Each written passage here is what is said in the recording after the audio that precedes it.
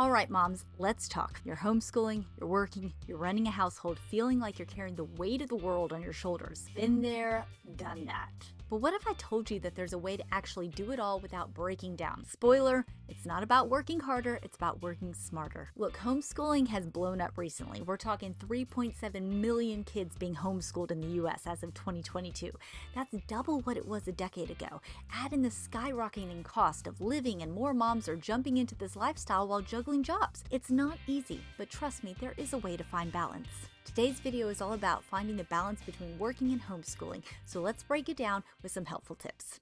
Tip number 1, own the chaos. Let's be honest, balancing homeschooling and work is messy. Some days it's all clicking. Other days it feels like you're failing at everything. Here's the first mindset shift. Embrace the chaos. You're going to have tough days. It's part of the deal. Stop chasing perfection and start chasing progress. You're doing something incredible. Don't forget that. Tip number 2, get ruthless about your routine. So here's the hard truth. If you don't control your schedule controls you. Last year was a yes year for me, meaning that I said yes to way too much. Before long, my schedule was a chaotic mess, and so was I. I had to say no to some great opportunities of things that I would have liked to have participated in order to make for a less chaotic schedule. And now I'm a lot more picky about what I say yes to. Start with time blocking. Lay out your day so there's no guessing. For someone who works part-time, a good example might be 9 a.m. to 12 p.m. is homeschool time, 12 to 1 is family lunch, and 1 to 4 is the work grind. Stick to it as best as you can, but stay flexible for curveballs. Tools like Google Calendar, Trello, or Notion can help you keep on track. I've used them all, and I'm currently using a digital planner right now because it works for me. So find what works for you. And hey, if a year-round homeschooling schedule fits better than the traditional Monday through Friday, then go for it. Don't box yourself in. This year, we've been doing 6 weeks on and 1 week off. 1 month off in the wintertime, which I'm currently enjoying, and 1 month off in the summer. It's working for us. I love having the whole month of December to focus on other things besides homeschooling and to prepare for the spring semester. We also do the majority of our core subjects Monday through Thursday, saving Fridays for makeup days in case we get off track or have projects or have field trips. It works for us right now. Tip number 3, set the rules of engagement. Here's where most people mess up. No boundaries. You can't do everything everywhere all at once. So set clear rules. Create a designated workspace. It could be a proper desk or just the corner of the dining room table. And make your work hours sacred. Tell the kids, when I'm in my zone, don't interrupt unless the house is on fire or there is significant blood.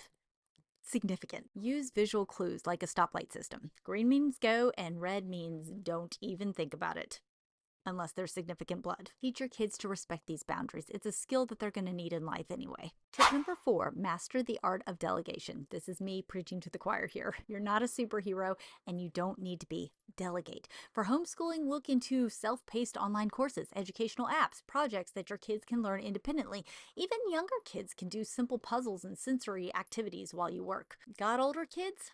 Give them assignments that push their independence. This frees up your time, builds up their confidence. It's a win-win. Tip number 5, take care of yourself. I hate the phrase, "You can't pour from an empty cup." There's way too many influencers these days that are advertising, spending thousands of dollars to refill your cup.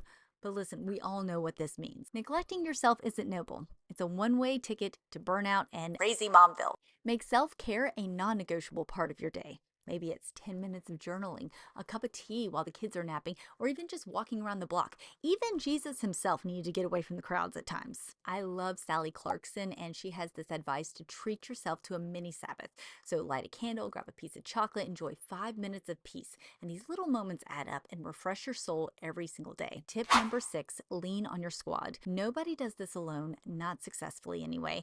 Find your village. So join a homeschooling co-op where parents swap teaching duties. Hire a tutor for the tricky stuff. Yes, it's worth it. And lean on your family or friends for babysitting and meal prep help when you really need it. But also know that sometimes those squads change as your kids grow. What worked in elementary years might not be working so well in middle and high school years, but there are options, so lean into those whenever possible. Tip number 7, adapt or get overwhelmed. Here's the truth. Life isn't predictable. Deadlines pop up, kids get sick, plans fall apart. You've got 2 options. You can freak out or adapt. So I've seen moms thrive by embracing flexible schedules. Maybe you work Wednesday through Saturday instead of Monday through Friday. Or maybe you start your school year in January and end in October because the holidays are busy enough without having to teach the kids language arts and math. The point is, you find out what works for you and own it. Don't apologize for breaking the rules. Tip number 8, celebrate every little win. So look, I know it's easy to focus on what didn't get done, but here's the thing. Every small win deserves a fist bump. For several years, I gave out medals to all my kids at the end of the school year in our own little graduation ceremony. I also gave myself a reward because their wins are my wins as well. Finished a lesson? Got through a tough work deadline? High-five yourself. Go give yourself a cookie, a manicure, or an evening to do whatever you want. Progress isn't about big leaps. It's about small, consistent steps that keep you moving forward. Celebrate them. So balancing work and homeschooling is tough, but it's doable if you've got the right mindset and strategy. Don't get caught up in perfection. It's about building a life that works for you. If this hit home for you, do me a favor and smash that like button, share this with another mom who needs to hear it, and subscribe for more tips to make life smoother. And if no one's told you yet, Mama, you're doing an amazing job. You've got this.